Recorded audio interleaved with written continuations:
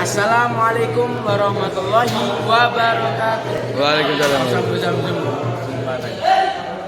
Pertama saya akan yang terhormat Abi Hanif Ida, Mas Awal Mas Anik Minggila.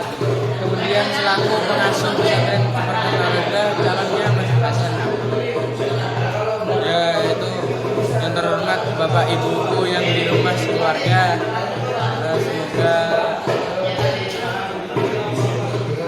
pertama saya akan menerangkan tentang takfizul janaiz, yaitu tentang mengurus orang-orang yang meninggal. Pertama dalam mengurus orang yang meninggal itu apa? Yaitu mengkafani. Kedua memandikan. Ketiga memakamkan. Ketiga mensolati dan keempat memakamkan.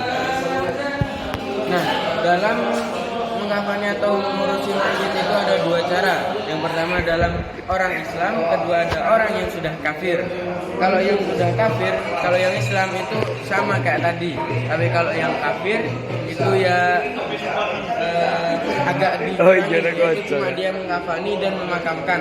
Kemudian ada juga yang memandikan jenazah itu, yang memandikan jenazah itu ada ayah, kakek, ada juga kakek-kakek sahabatnya, buyut, ada juga anak laki-laki, cucu laki-laki atau di bawahnya cicit, ada juga saudara laki-laki kandung atau saudara laki-laki seayah. Kemudian ada juga anak dari saudara laki-laki dan saudara ayah. Kemudian ada juga terakhir ibu, kalau nggak ada sekeluarga bisa orang lain yang terdekat lah. Kemudian ada juga tempat memandikannya.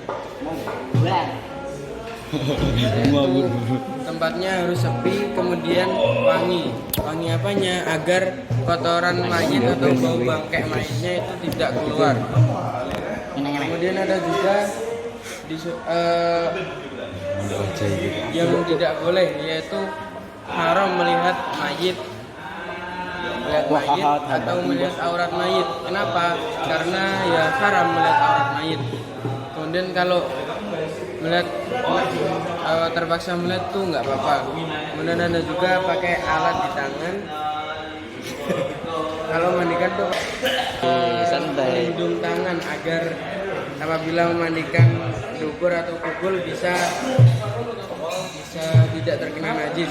Kemudian dibaringkan agak lebih tinggi dari yang memandikan agar turunnya air tuh lebih mudah, dan disunahkan menutup wajahnya karena wajahnya tuh termasuk privasi ya. Kemudian juga yang cara-cara memandikannya, yaitu pertama itu syaratnya harus menghilangkan najis. Kedua yaitu mengguyurnya merata agar najisnya turun. Ada juga bisa ditayamumi apabila tidak ada air. Nah, bisa ditayamumi apabila tidak ada air. Kalau tayamum itu gimana? Cari debunya itu di yang memandikan aja. Jadi kita cari debu, terus mengusap-usap bagian kepala dan tangannya si mayit. Nah, kalau cara mengkafani, yang pertama kita harus menyiapkan 5 lembar kain kafan putih bersih. Ajar di Jar. Kemudian kita menyiapkan menyiapkan kapas untuk menutupi bagian-bagian yang berlubang, contohnya hidung, mata, bagian kubul dubur. Kemudian ada juga bagian yang sering dibuat sujud, contohnya kening, tangan, kaki, dan kaki.